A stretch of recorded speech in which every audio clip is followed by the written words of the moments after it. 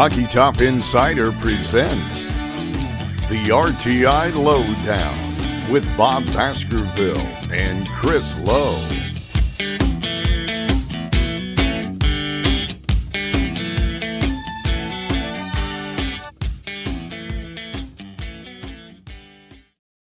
Welcome. Time for another edition of the RTI Lowdown.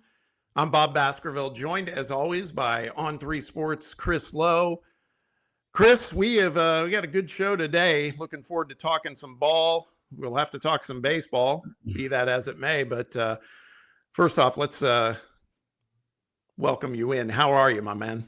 I'm great. It's good to do it every Sunday. Look forward to this. And hard to believe it's in May, but you're right. A lot to talk about on the hoops front. Baseball hanging on today to not be swept by Kentucky. And so I think the Vols now, magic numbers, probably got to win 3 of their last 6. Yep. To definitely be in the tournament. They might even get in winning 2 of their last 6 before they had to win today. Yeah, definitely. The sting's a little less painful because those first 2 games were very painful. And this last game in the series was a tough one to watch, man. It was went down to the very end for sure. So we'll talk about all that a little bit later. For those of you out there watching and listening, we always appreciate the support. If you're watching us on the Rocky Top Insider YouTube channel, appreciate that. Make sure you like and subscribe. We always love that kind of support too, helping our algorithm. And then if you're listening to us as a podcast, we appreciate you supporting us that way as well. Just make sure you download us, make us part of your regular podcast rotation. We are available wherever you listen to your podcasts. Got to say one thing very quickly. This shirt, you can't really tell, Chris, but the guys from Inward Half, they're friends of mine, and they've got great products. I just have to give them a quick shout out. Go to inwardhalf.com and check out their products because they're supposed to be golf apparel. But man, this stuff is so comfortable and casual and looks good. You can't tell on the print on this shirt, Chris, but it's a bunch of print that's in Tennessee orange for like baseball. So it's seasonal stuff like bats and balls and stadiums, and they do a really nice job. I always get compliments when I'm wearing their hoodies or their shirts. So I just had to give them one quick shout out because I appreciate their support. Let's talk though a little bit about what we have on tap today. I got to say, Chris, I don't know about you, but for me, almost anyone that I talked to this past week, and I'm not just talking about folks that listen to the radio show or the guys at Rocky Top Insider, I'm talking everyday passionate Vol fans. Literally, the first thing that they've asked me this week is, what's going to happen with Juke Harris? Well, that situation continues to look promising. And while I say that, it's not a done deal. But if it does become a done deal, that could be great. We'll discuss that possibility and then hear from the architect of that roster build when our coach, Rick Barnes, joins the program. We're excited about that. Like I said, we'll also talk a little Vols baseball. Feels like a missed opportunity for the guys this weekend up in Lexington, and we will cover that. But before we get to all of it, let's give a shout out to our sponsor. The episode that you're watching and listening to today of The Lowdown is brought to you by the Tate Insurance Group. If you're in the market for a great locally based insurance professional to help with your home, your car, or business coverage, you don't need to look any further. It's the Tate Insurance Group, and we appreciate their partnership with The Lowdown. Topic A, Tennessee basketball. This is going to be a basketball-centric show today, obviously, with Coach Barnes joining us. But we'll tee it up a little bit. Tennessee basketball continues to rule the Vol sports news cycle as Extreme Roster Makeover, Vol Hoops Edition continues. Now, in the past week, we've added another player. It was happening right around the time we taped the last time. 6'9" Braden Liu from Kennesaw State joins the program. Liu is a sophomore, averaged 11 points a game, has a couple years of eligibility left, also averaged 5 rebounds, 1.5 blocks, 2.5 steals per season, or last season, I should say, and also shot 85 3-pointers last season. We also lost out on 6'11" Luke Bangboye, a player of interest for Rick Barnes, who just recently committed to TCU over the weekend, and now a new development on an on-campus visit that happened over the weekend from 4-star 7-foot prospect out of high school, Favor Ibe from Mount Zion Prep. But Chris, all that's great, and we do need another big. But the question without question, is the guy that's been on everybody's radar. Top portal asset, Juke Harris. We even did our own crystal ball of Juke last week, saying he'd become a vol by the time we were recording this show. Now today, to our knowledge, he hasn't become a vol yet, Chris, but all indicators still look very promising. Yeah, I'm where I was last week. I think he will be a Tennessee vol. It's some of, I think it's timing. He's out west working out. Rick Barnes and his staff visited him this week.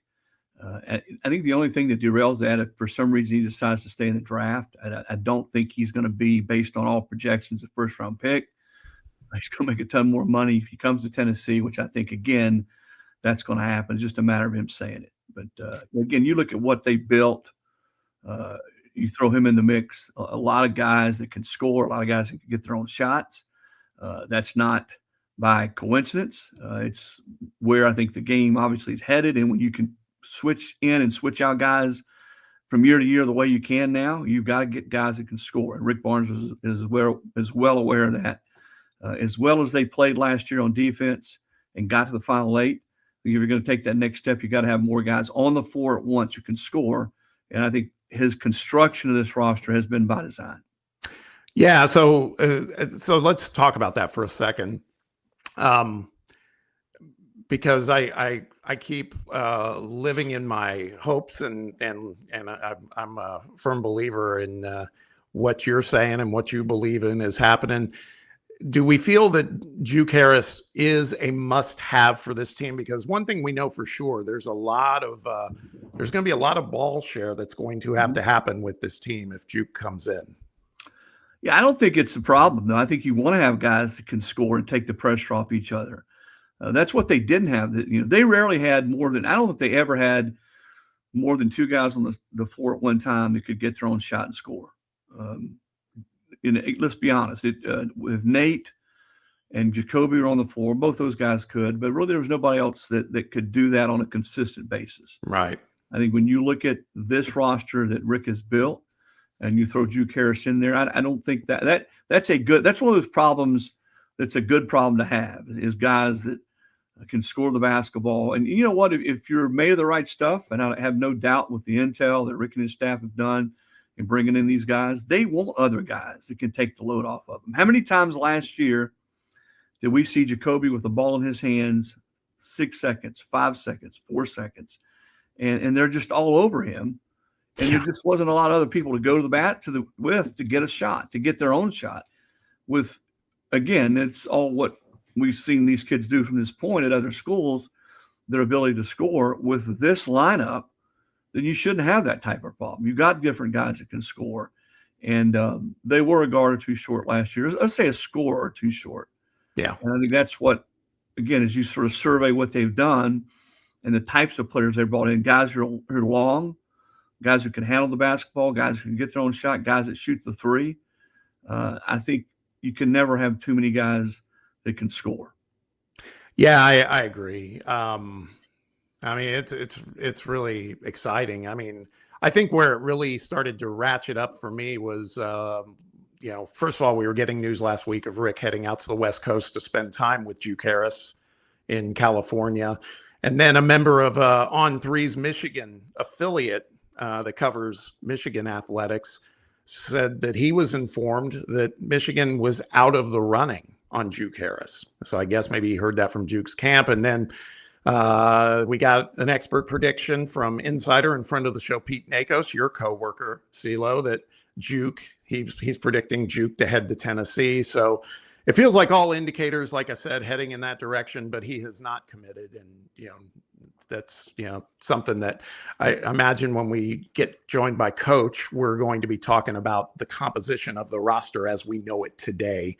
And as a matter of fact, I think the timing is perfect because we are closing in on completion of this all new roster. And with it, the future looks very, very promising for the latest edition of Tennessee basketball.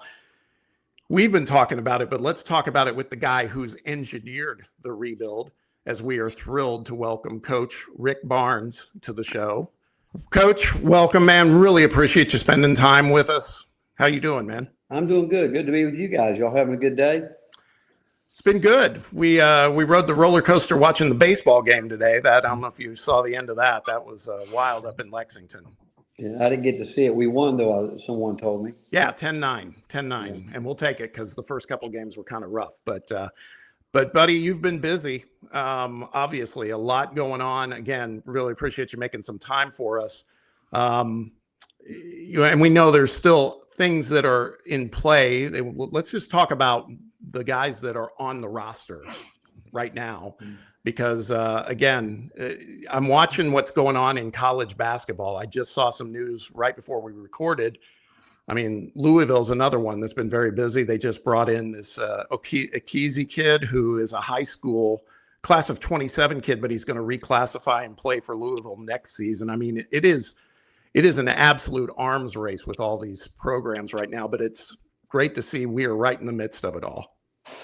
Well, we are, and I really appreciate our staff. We were ready from the get-go. We were not sure how it would play out from our end once the season was over with, and I got to give a lot of credit to our front office people, but also our assistants throughout the whole year. We got to be ready, and once it all starts before the season's over with. Agents of your current team, they start calling and throwing out numbers and things they're expecting, and so you really do start getting a little bit of a feel of what's going to possibly happen before you even play. You're still playing, and yeah. So we were prepared, and again, I'm happy for what we got. Certainly happy for the guys that left. I think they ended up hopefully getting what they wanted, and but really a lot of kudos to our guys because they were ready for this. Rick, as I look at the way you've constructed this roster, a lot of guys that can score, a lot of guys that can get their own shots. As you and your staff went about doing this, where was that on your priority list, getting more guys that could score and being able to balance the floor a little bit better?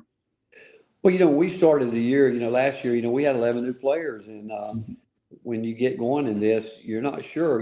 We talk about it every year. Somebody's going to surprise you. Somebody's going to disappoint you. We did not think we would be playing as many freshmen as we played this past year. There was times we had, 4 on the floor, and we didn't expect that. But this year we knew that we wanted more offense. We didn't want to really rely on 2 or 3 guys. We felt like we needed to get some guys that, as it gets down to the end of the shot clock, there's what it really gets down to, Chris. We don't want to coach these guys on every play. We don't. We want some guys that can go create offense, some guys that can break down defenses for you and get things done. And we've never been a staff that wants to stick the game. We like to teach basketball. We want to see flow on dead balls. You certainly have a chance to, call those guys numbers, those type things within the flow of the game. We wanted to be more lethal, and we set out knowing it. Again, we wanted to get versatility. We didn't set out to say we're going to get a point guard, 2 guard, all that, because we look at it a lot like what I think the NBA does today. There are 3 positions. You got your ball guards, you got your wings, and you got your front line. And so we set out with that in mind and think that we did a good job with it. One guy that you and I have even talked about this, but I think it bears repeating, and that is Jalen Harrelson, the kid that's coming from Notre Dame. And I've watched enough video of him now to see there's so much possibility with that guy, right? I mean, because of the fact that it's funny because we've got a lot of shooters. I talked to so many fans. I was talking about this before you came on, Coach, where everybody's just really, really enthralled in what's going on with this roster build. And so when Jalen Harrelson comes up, people are like, yeah, but he can't, doesn't shoot the 3 that well. And it's like, okay, well, these are all the other things this guy does. And by the way, complimentary basketball, you've got quite a few other guys who can shoot from 3 quite well. I'm really excited about Jalen Harrelson. I just wanted you to elaborate a little bit on him. Well, he is the guy that his versatility is someone that he can play anywhere on the floor. You mentioned, people talk about his shooting. He's still growing into the game. That's our job too, now to help him continue to grow. And but his versality. I mean, he for a guy that can't shoot to average 14, 15 points a game, right, and do what he did. And but he's again one of those guys. You talk about you want a 2-for-1, maybe a guy that can play two positions over a guy that plays one, but he might be a 4-for-1, because he can play so many different positions on the court. He can handle the ball. Great teammate, really understands winning, knows what goes into it, and he wants to get better. And when we talk to these guys, that's, the one thing about this class, we always ask them, what are you looking for? Every one of them gave us the right answer. First of all, they said they want to win. And when you get guys that say that and then talk about individually, when they talk about we want to get better as a player, you got a chance to do something. I wouldn't say maybe precisely apples to apples, but I feel like I see some of what we had in years past with like Josiah, Jordan James, and him at that kind of position. Would that be fair to say? Yeah, I would say that, Bob. And you go back. That ended up being a pretty good offensive team when you go back and look at the numbers of that class. So yeah, he can do that. He can, if you want to talk about playing a small ball lineup with him, you can do that because again, he can guard people. But you go back and just look at the series that just ended in Boston when Jason Tatum was back. The Celtics were playing 4 guards. And so yeah, but Jalen, he really gives us a chance to do that. He really does, and his versatility is going to really pay off dividends for us. Rick, when I look at what you brought into this point, you got a lot of those guys. Some, as I said, some length. Some guys can get their shots. I don't know if you call it small ball or what you call it, but when you envision maybe different combos next year with this team, how will it be? I know you started a bunch of some size last year, but how will it look different? How will it be different for you guys, coaches, as you guys get ready to play? Chris, that's a great question because to be honest, I don't know yet. But like you say, whether it's small ball, the key is you're going to put your best group out there. Mm-hmm. And the fact of this group, we got a chance to have a lot of different groups that will help us at certain different times. We as we've built the roster, we've thought about different ways to do this or do that. But one we're excited about. Like I know right now how much better Dwayne Brown's gotten. He's been here. He's got a lot of attention, as you can imagine, from his staff right now. But he was ready to make that step. I mean, he was the biggest surprise that we had on our team last year. And with these guys coming in, we think, well, we know we've got a certain feel for each one of them, obviously. But until we get it all together and until you get to be with it every single day, they'll sort of tell us which way we need to go. We know how we want to play, and we got a system in play, but we tweak it every year. We've had pretty much the same system in play, whether people believe that or not, since we've been here. But we have to change, and it's been different for 11 straight years because they will tell us which way we need to go with this and what we need to do.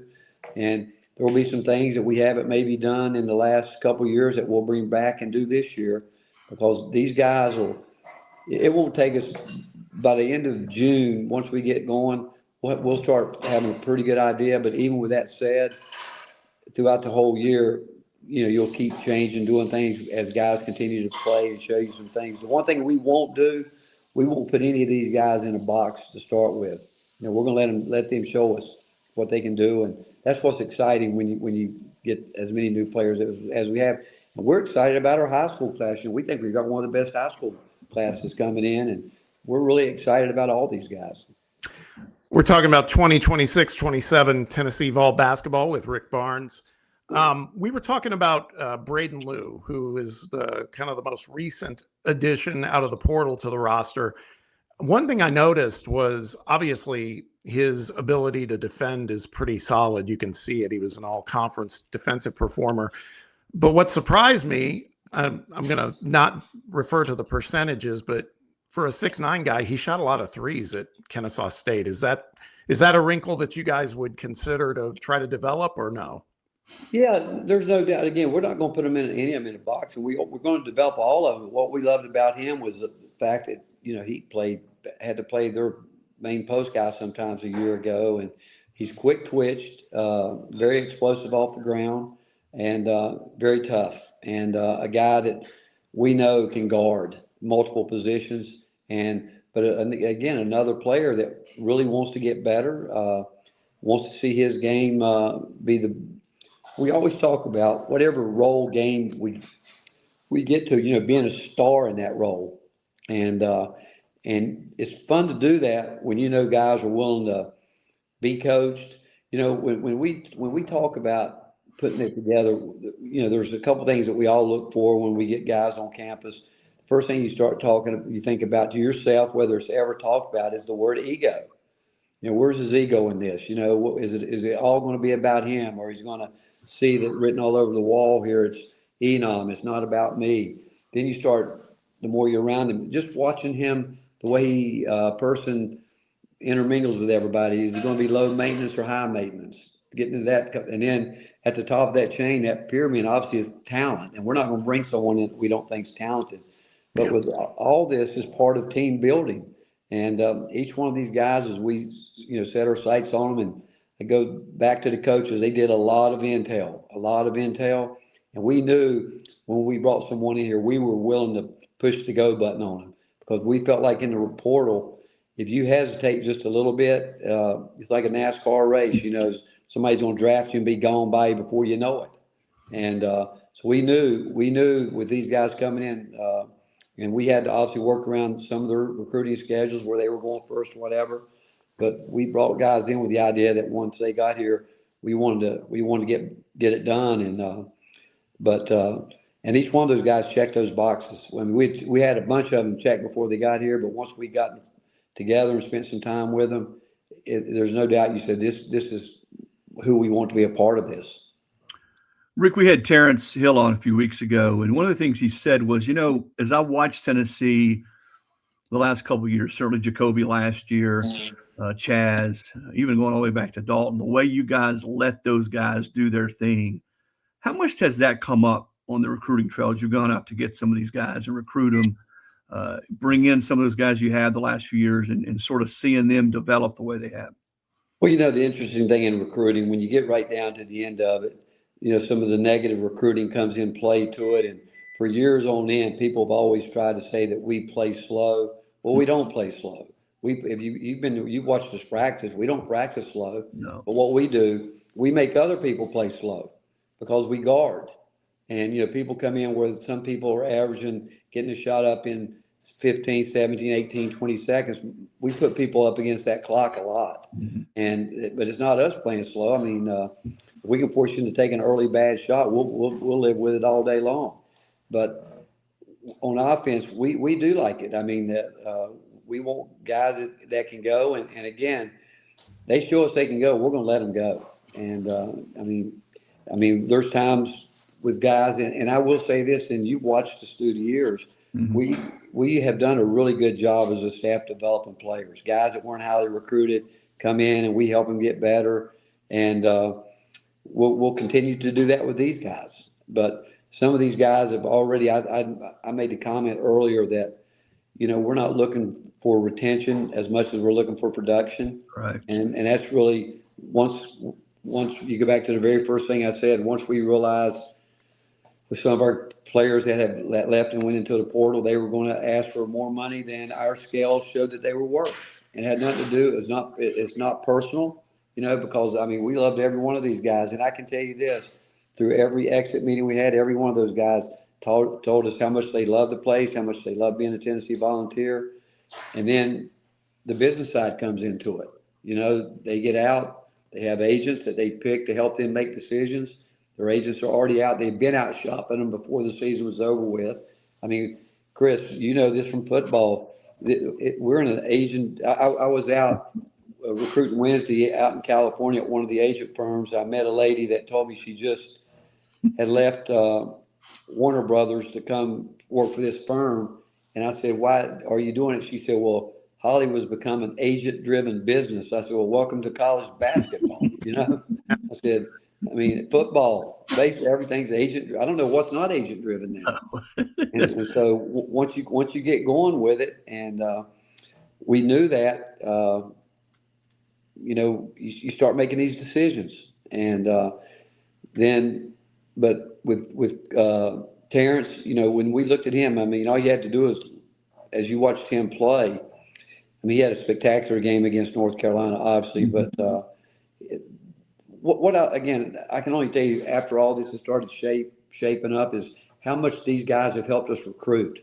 Right. I mean, like they want us, they even though they've never played a game, they have helped us recruit other guys that are coming here, like Terrence helped. Jalen, you go down the line, they all, Tyler Lumblade, who people have kind of sort of forgotten about, Right. who people don't realize that guy. I mean, you talk about a flamethrower now. I mean, that guy can. I mean, he can score, but he's more than that. Just being around him, what I know of him, he's so much more than just a guy that can shoot. He's got such an incredible. He already trains like a professional in the way he goes about things. You can just, his mindset is there like you want it to be. Dwayne Brown, those kind of guys. Dwayne obviously knows how we do things. So he's going to be able to tell guys, this is not how we do it. This is how we do it. But a guy like Tyler, I mean, he's fifth year. He's been. He understands college basketball probably as well as anybody, and that's going to be a major plus for us too. There was some video I saw of it was a workout where it was Tyler just shooting, and as the story went, he shot 179 3-pointers and hit 174 of them. I mean, I think that's possible? I mean, the guy can shoot, we know, but I mean, that's incredible. I think one day Tony White would probably tell you he had a better day than that, which Chris Lowe and I know that he didn't. But only in those frat 3-on-3 games behind the frat house bars. Never in the gym. Yeah. I think Chris Dorsch did an incredible interview on Tyler back in the day, and actually saw that workout. I think he did, wrote about it. But again, he is that. But he works at his game. You talk about a guy that works at his craft. He works at his craft. He really does. Very mature. Rick, I want to ask you this. I've never been around a coach, football, basketball, that, especially now, that doesn't have to evolve, doesn't have to adapt. I wonder with you now, with where the game is, it's almost like junior college every year. You really do have to go out and get most of a new team every year. What's that been like for you? What's that done for you as a coach, as long as you have now, being in this era of hoops? Well, we've always had to adapt some way, somehow, Chris, and you've been in this game a long time too. I mean, if the NCAA hadn't have sat on their high horse for a long time, and they should have seen some of this coming, we know that. And, I mean, these guys, I mean, I've always believed that. I mean, I worked when I was in college. I remember, I had to work. I had to work. And they made it so difficult for guys, that, wanting to check on what kind of jobs they were getting. And we all know there's always been cheating in athletics, sports, and it will be forever and ever.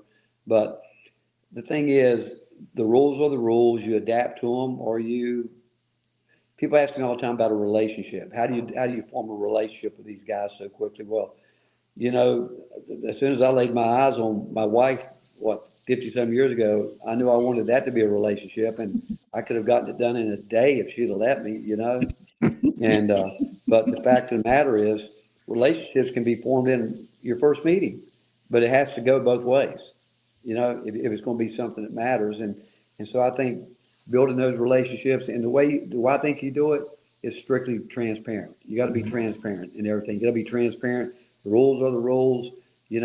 Some of them we like, some of them we don't. Like, I still don't particularly like all the rules we play with basketball. I still think we should have a wide lane in men's basketball. I do. I think it would help officials. I don't know why they took the goaltending out after every should be checked.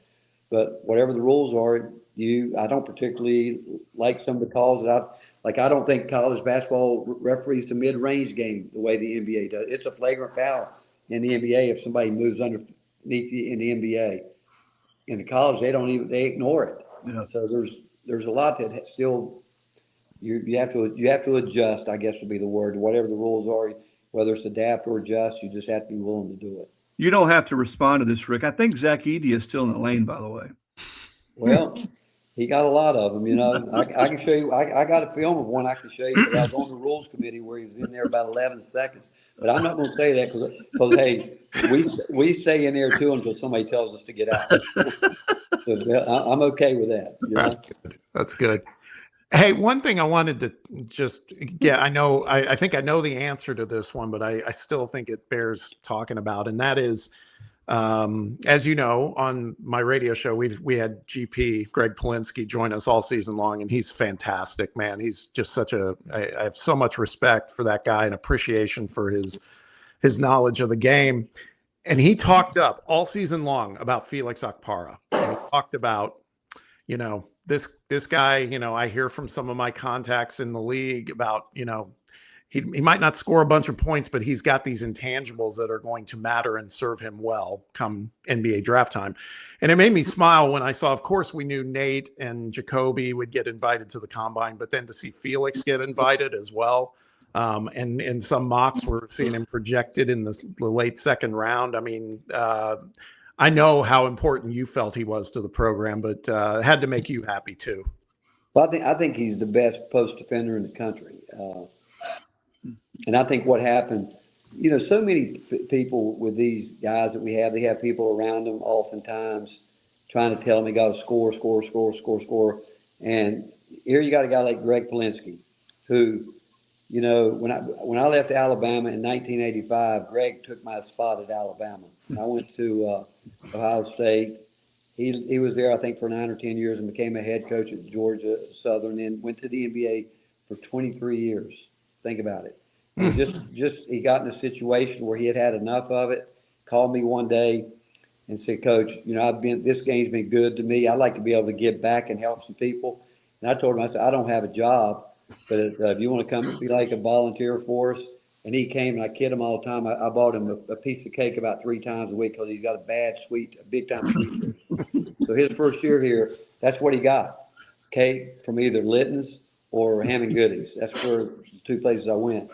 And what he did when he was here, we had a manager, Scott Dartry, who he's had one goal since he's been here. He wants to be a front office in the NBA. So GP got him lined up, starting to go into all these different NBA teams during the summer. Learning what it means to work in a front office. And then Scott doing it. Spent 3 months, I think, in Indiana a couple summers ago. Stayed here, got his master's degree from the Haslam Business School. Now he works for us in that what it would be considered our front office, and he's in law school, getting his law degree. And he and Lucas Campbell are the 2 guys that have done just an incredible job with our portal, what goes there, along with the feedback that GP, every guy on our staff, they're all kind of feeding into it to say these are guys, Amara, all those guys, every one of them, Steve McClain, Justin Gainey, Brian Lentz, you name it. Recruiting never stops. I called the other day. They were in there working on next year's class. Already starting to line it up. But what GP has done, and that's just a gift from God, because we were way ahead of this in terms of, think about it. We're sitting in there with a guy that spent 23 years in the NBA building an NBA roster. And that's what we're trying to do, build a roster, not just get talent. And it is, looking at it, having different guys talk here, there. It was really a pretty neat thing because of where we had it on the board ready to go. Mm-hmm. And I don't know. I'm sure I got off track, whatever question you asked me here, Bob. But, it was about Felix. That's all about Felix. But here's what I'm going to tell you about Felix. He listened, okay? I know Felix will be no different than anybody else, that people are saying, you got to score. Well, Felix listened in terms of be a star in your role. And he kept working. And Felix, Jacoby Gillespie, and Dwayne Brown are the only guys on our team this year that started in May of last year and never missed a rep. And if they did, it was because we took them out late in the year to, because they're especially Felix and Jacoby were guys that, we're going to make sure they stay fresh. Nate was like that too, but Nate obviously had an injury. Or he had never missed a day until he got hurt. Those guys, and it was no wonder those guys were your better players, because they were grinding it every single day. And even when you wanted to somewhat rest them, say to them, coaching staff, like I might walk around the court and say to Garrett or one of the coaches, get Nate out, just get him out for a little bit, because I wanted to keep the practice going, at a high level of intensity but those guys were so self-conscious, they didn't want their teammates to ever think they weren't out there working to get better. Yeah. So as coaches, you got to suddenly get them out because they're fighting you on it. They don't want to get out. And Felix is an Iron Man. Gillespie's an Iron Man. Nate's an Iron Man. Those guys could go all day long and would go all day long, but nobody's more excited for Felix than our staff, because we know how much he gave us the 2 years. And we also know how much he improved and know how hard he worked to get himself in a position to do this. And I'm hoping that he's going to make an NBA roster, because if he gets there, he'll find a way to stick. This is my last thing for you, Rick. We'll get you out of here. Every time I travel around and talk to coaches, football or basketball, I always ask them, what's the thing about your program you're the proudest of? And when I look at what you guys have done, 3 straight Elite Eights, to me, what's most impressive to me is you've had some different coaches, you've had some different players, guys have taken on different roles, and yet you've maintained that consistency. What say you? You know what, Chris? There's a lot, bro, but what just came to mind when you said that to me was when Dwayne Brown stayed here and didn't go in the portal. Josiah James, I think, sent out a quick post or something, said, "Hey, we knew you were one of us," or something like that. Mm-hmm. What makes me most proud is guys like Josiah James and Nate Ament could have gone into the portal. Felix could have gone into the portal to see in case the 5th year came back in Nate's situation. Guys that they love what the Tennessee family's about, and they're still connected. And those guys, Keon Johnson this year got cut, came in here and spent 10 days with us, getting in shape. Jacoby the other day was out getting ready for the combine, had a little bit of a situation pop up, flew right back here, and he's been in the gym for the last 3 days, 8 hours a day, because he has a home here. He knows he's got a home here. Right. Dalton Connect, Chaz Lanier, even though they were here a year, they found a home here. And the guys that feel that way are the ones that is what I'm most proud about, because I hope, because there's going to be a day, and that's what's really wrong with the portal. There's going to be some guys, when their time's up, they're not going to have a home.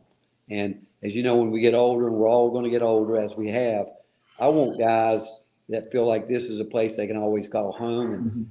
And the ones that we feel that way about, I'm most proud of. Very last thing I have is the Michigan State announcement for the schedule. And I just want to say, man, I applaud you as a basketball fan. The non-conference schedule, because aren't you going to Mackey next season too? We are. Yeah. So you got Michigan State, you got the Players era, you've got NC State. Who knows who you get in the ACC, SEC Challenge.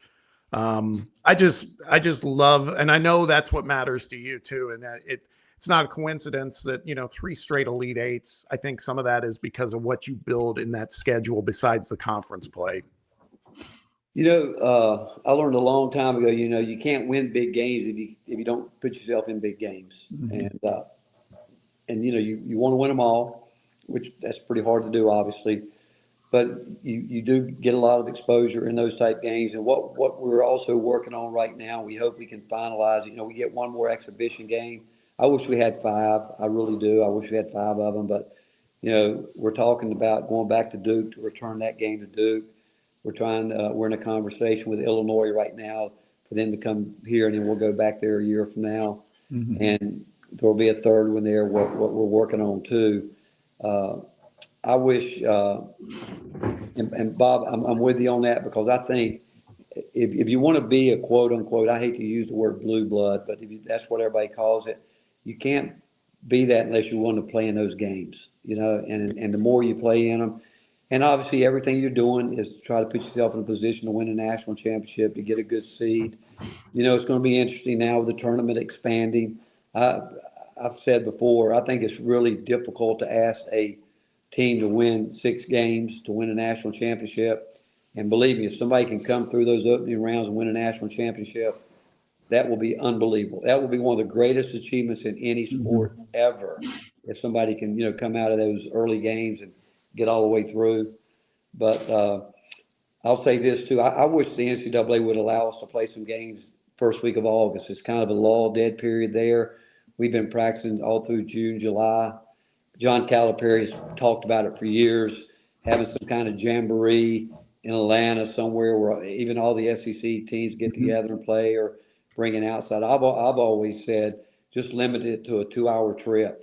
I'm not, because there's some smaller schools around here that play good basketball. Just outside competition is good, and I think it would cut down on some injuries too, because we're in that gym going at each other for a lot, and I think the NBA has proven by getting started so early, they don't have as many early season injuries. It doesn't seem like, they certainly don't get people hurt in their preseason stuff. But I'm excited, and that's one of the hardest jobs. And that's another GP. Next time you talk to him, if you want a lesson on scheduling, he'll tell you that's a year-round job. Working on trying to put that together, trying to bring it all together. And again, before we hang up, I just got to tell you, I think I've got the best staff in the country. I know we're probably the oldest staff, but I know we're the most experienced staff. And with what's going on, going back to Chris, what you said about adapting, I think experience helps you to adapt easier. And I'm thankful for the. Might have lost him there for a minute. See if we get him back. If not, we certainly appreciate him spending some time with us. Yeah, no doubt. I'm going to take him out there. That's a lot, man. He and it is true. I think about, we didn't even get to talk about the newest addition to the coaching staff with Earl Grant, but right. I've seen enough stories about how that all came about, and it's pretty wild. It's just, this is what you and I both know by knowing Coach, is he knows everybody, man. I mean, he knows everybody. So it's kind of funny how their paths have kind of crossed, and then, Earl reached out to him, and next thing you know, here he is. And the story about GP is wild too. I didn't know that whole thing, that he started out as a volunteer. Well, Rick was with Wim Sanderson going all the way back to Alabama in the 80s. Was assistant there. Yeah. And anybody who's followed SEC basketball for a long time, I'm showing my age here. Wim Sanderson was an icon, back in, and you think of the SEC in the 80s, some of the coaches in the league then, was incredible. So that, you're right. You rarely go into a gym or a hotel if there's different teams there that he doesn't know somebody, or he hasn't coached with somebody, or somewhere along the way hasn't crossed paths with. And I think that's why, he's had such good staffs over the year. And I agree with him. I think experience, and the question I ask him, being able to evolve and adapt in this day and age is so important. The game has changed so much on and off the court. And to have people like a Greg, who's coached forever in the NBA, and other guys who've been at different places who've been head coaches. Yeah. That's the other thing. I think having guys who've run their own shop or been the associate head coach, and he's had a bunch of guys under him who've gone on to be head coaches. I think that's pretty telling as well. But, and I ask him the question, I really believe when I talk to people around sports, around basketball, the thing that and you can count maybe on one or two fingers. I think, do we have him back here briefly? We do. Hang on. I'm going to bring him back. Okay. Hey, Coach, you're back. Hey, I'm sorry. Somebody called me, and I tried to get him off, and the next thing I was gone. No, we were ready to let you go, Rick. Well, one thing I wanted to add, though, is that you mentioned your staff.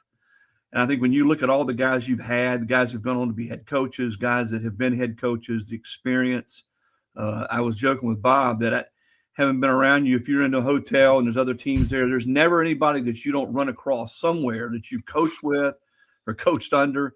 And I know we joke all the time about the 80s when you were on Alabama staff under Wimp, but that's got to be a godsend to have all these people you've worked with, coached against, worked under, as you now at this point in your career. I mean, Earl Grant, right? I mean, there's a story there. Yeah, Earl and I obviously knew of Earl, but when I called him, the first time I called him about a couple of his players, and I had,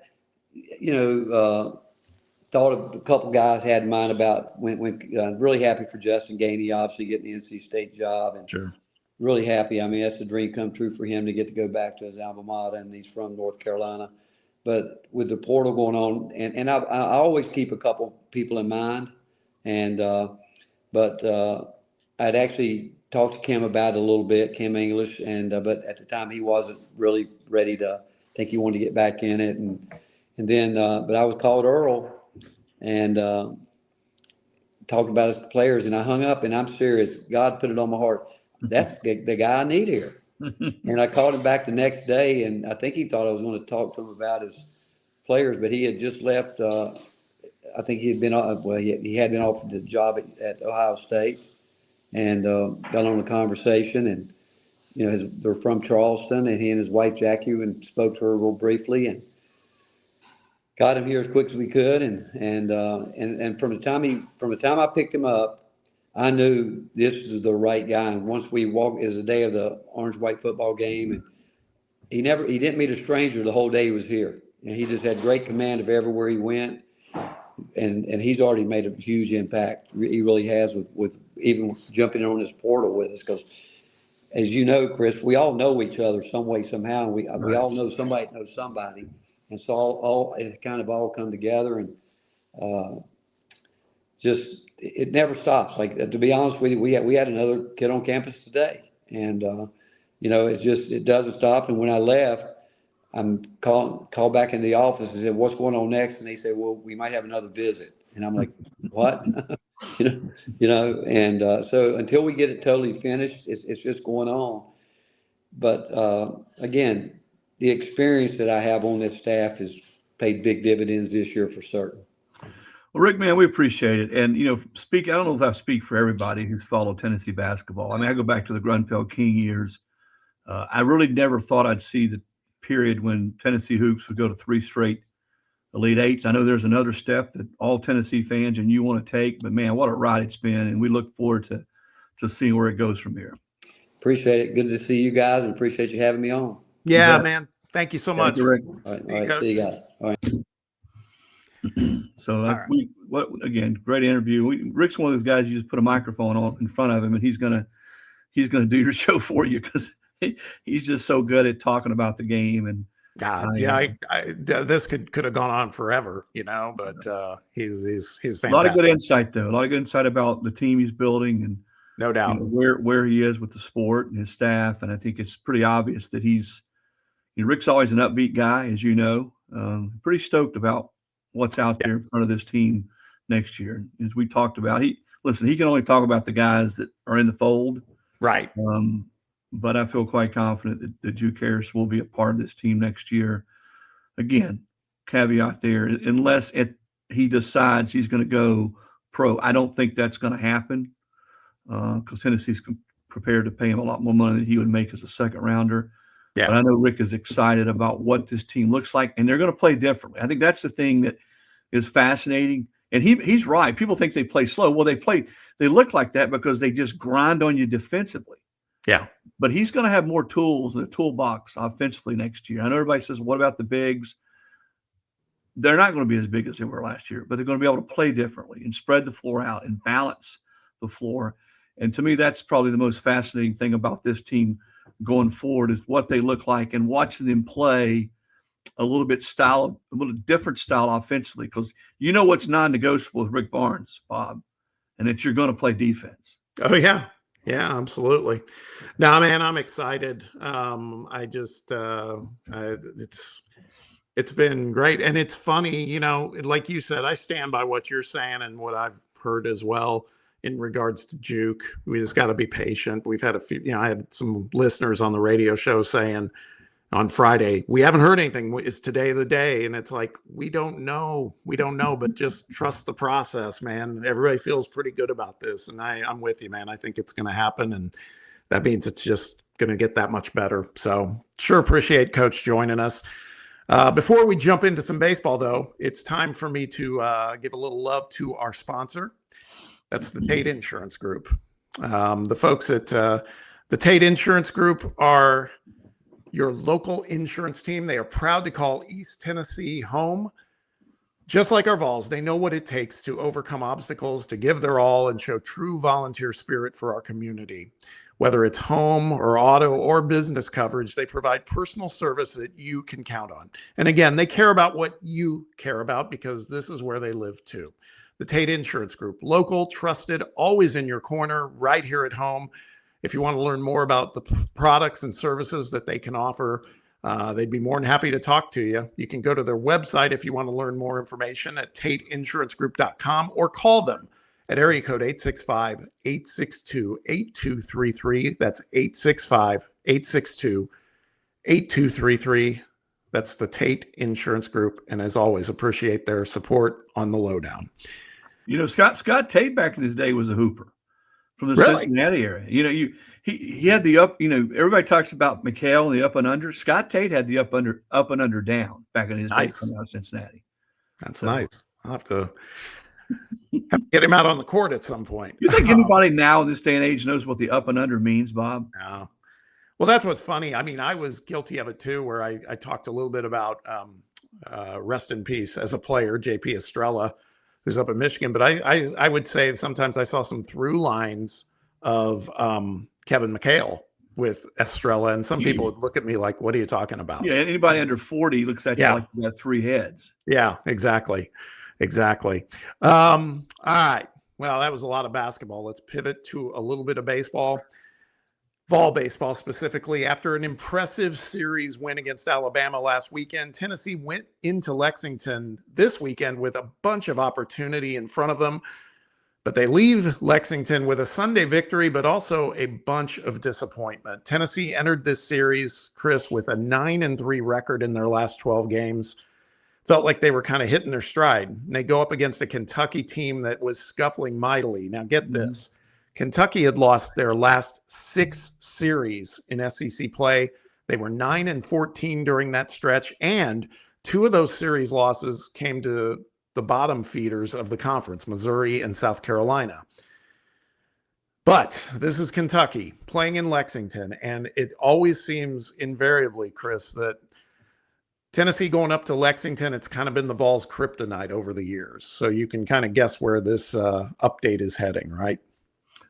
Yeah, and Josh Edlander will be the first to tell you this was a missed opportunity to win a series. This is one anybody would point to and say this is one, even though it's on the road, that Tennessee has got to win. Now, they did salvage today. I think if they lose today, they're in real danger of not making the NCAA tournament. Winning today puts them, to me, back on track to do so. They've got 6 games. I think the magic number to be a lock is 3 of the next 6. Yeah. Now, I do think they still could probably maybe get in if they win 2 of the last 6 because the RPI and the strength of schedule is so high. But to be absolutely sure, Bob, with Texas coming to town this coming weekend and they play at Oklahoma to end the season, they got to find a way to go 3-3. And the one thing this team has been, it's been inconsistent. I'll grant you that. They've had some issues out of the pen. They certainly did this weekend. It just was a disaster at times. But when they've got knocked down, and today's sort of an example of that, I think probably if you want to point to someone and say, hey, this guy's a guy that sort of gave you a chance to hang around the tournament conversation, it's Mac and the way he pitched for them to start. They moved him to Sunday from Friday. He pitched really well for Tennessee. Did. You help him get the lead. So they've got to continue to have that. But no, this team has, for whatever reason, when they've looked really bad, they've gotten knocked down, they've been able to come back and win a key game or 2. We'll find out, I think, a lot about this Tennessee baseball team this weekend when a very good Texas team comes to town. But Tennessee has proven that they can beat good teams. This conference, I know it's hard for people that don't watch a lot of college baseball to wrap their hands around. This conference is a bear, man. And if you don't play well or pitch well, I don't care who you're playing, you're liable to get beat. And that's the reason when you look at the records now in the conference, there's so many teams there in the middle. I don't know, 10 teams, 11 teams that are jumbled within a game or 2. And there sits Tennessee. So they got to figure out a way to play some of their best baseball these last 2 weeks against one really good team in Texas and another team in Oklahoma that's certainly an NCAA tournament team. Yeah, I mean, this one, it was very, very frustrating. Tennessee got blitzed in the first 2 games by the scores of 9-2 and 12-2. Right. Got run ruled in the second game. Actually, almost got run ruled in the first game. And so that was the dominance of Kentucky was what surprised me. And I got to say, on Saturday, I agree with what you just said, Chris, in terms of how they get back up off the mat, because I think they looked listless in game 2 on Saturday at some points. And if you listen to Josh's comments after Saturday's game, he didn't hold back. Yeah. Exactly. Words and he understands. I think this team better understand sort of where they are, because I still think if they get in a regional, I still think with their starters did not pitch great outside of Mac this weekend, but they certainly are capable of getting 3 pretty strong starts from their starting pitching. And I said a minute ago that some of the pitching out of the bullpen was a disaster. That's probably not fair because, let's be honest, hitting those first 2 games, Tennessee didn't hit. They've got to be able to hit situationally better than they did. Their approaches at the plate have to be better. I go back. Now, they ended up getting beat badly, but I go back to yesterday's game when Brown hit the solo. Next batter gets a butt single, no outs. And they think, okay, Tennessee's getting ready to have a big inning. And there's just some bad at-bats right after that, some impatient at-bats. And that's where I think Tennessee's got to get better, certainly at this time of the year, because they still think they've got the kind of personnel to make a run in a regional. I don't see much way. I guess if they got to 15 wins and won, 4 of their last 6 or even 5 of the last 6, maybe then they could host. But it looks like if they do make the tournament, they're almost certainly going to be on the road somewhere, which is – trying to think the last time Tennessee's been on the road in a regional. I guess it was back, Tony's first year when they played at North Carolina, if I'm not mistaken, in that regional. But it's they've been on the road in super regionals a couple times. But no, Clemson. I take that back. They played at Clemson a few years ago, which that 14-inning marathon. I was actually at that game. I ended about 2:00 in the morning. One of the better baseball games I've ever seen. But that was a Zane Denton game, right? Yep, Zane Denton hit one over the roof in left field. I can still see it leaving the park. I think it's still traveling. Sort of like Zach Eady's still in the lane. I think that ball that Denton hit's still traveling. But I couldn't resist that one with Rick on here. I knew he would get a kick out of it. Eady been in the lane still, but it'll be. It makes for what should be. I mean, let's be honest. It's not hyperbole. This is the most important series Tennessee's played all year. This coming weekend against Texas, it really is. Yeah. And I mean, again, I guess you could look at it. Some people looked at it from the standpoint, if you go back to the Alabama series and then you combine that with the Kentucky series, I think a lot of people probably would have been okay with the notion of Tennessee going 3-3 in those 2 series. And that's what they ended up doing. It just didn't happen the way that I think people expected. Right. So, which is always the danger in the SEC baseball, man. It never, ever works out the way you expect it to. And anybody can beat anybody. So, I mean, I hope to beat a couple of the games this weekend. And I do think it's, we'll see how it shakes out. But I think this is the most important series they play. Because if they can get at least one, you hope they get 2, then I feel really good about their chances to get to the tournament. Yeah, you just don't want to be in a position where you have to do a lot of work in Hoover to make sure you get right. And so, and to your point, the last thing I'll say to put a bow on this, I saw something, I think it was on today's broadcast of the game, where they were talking about, it might have been D1 baseball's projections for the field of 64 and the top 16 teams, the regional hosts. And they had Florida in there, and they were saying what's ironic is Florida's like in 10th place in the conference right now. Mm-hmm. Good team, though. It speaks to how tough the SEC is. Yeah. So Tennessee will get the benefit of the doubt if it's close with their strength of schedule, their RPI. Yeah. They're going to have to win. I think they got to get to 13. I don't know if anybody's ever gotten in with just 12 wins. I mean, someone would have to educate me, but at 13 with their metrics, I think they will get in. 14, they're a lock. So it is really a bear. The SEC. I mean, we talk about balance in SEC football, even basketball, the last 2 years. Yeah, I'm not so sure the baseball is not the most when you talk about survival of the fittest. Yep, it really is. So I look forward to seeing what Tennessee can do again. It's always cool to see a Texas. Think about 5 years ago. Somebody saying Texas coming in to play Tennessee in baseball when different conferences. So that'll be pretty cool to see the Longhorns in Knoxville. UT versus UT. Yes. Yeah. May the best UT win. All right. That does it for this week. As always, we appreciate you all out there watching or listening to us. And as always, many thanks to our fantastic sponsor, the Tate Insurance Group. Also, sincere thanks to Coach Rick Barnes for giving us a lot of his time at a very, very busy stage of his offseason, but that was a lot of fun. And that does it for this edition. We'll be back next week to talk more Vols baseball, hoops, football, you name it. If it's happening on Rocky Top, we'll talk about it. And you can also count on RTI covering it all for you. Keep it locked in on RockyTopInsider.com and all their socials for the best Tennessee Vol coverage you'll find anywhere. A reminder to hit that like and subscribe button for the show on YouTube and download our podcast wherever you listen to your pods. CeeLo, I appreciate getting to put this together with you. Another strong show in the books with you, my friend. Thank you for all that you do. You bet. I want to say congratulations, Bob, to VFL Mark Griffin. Married last night. His bride, Ashley, had a chance to be there.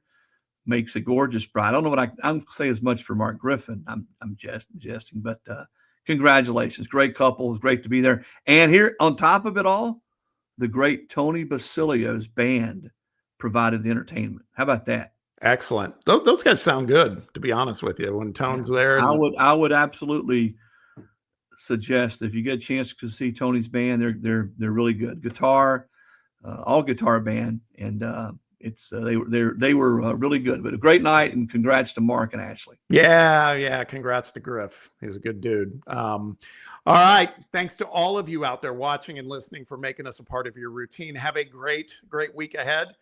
And we'll look forward to you joining us right here next time on the RTI Lowdown.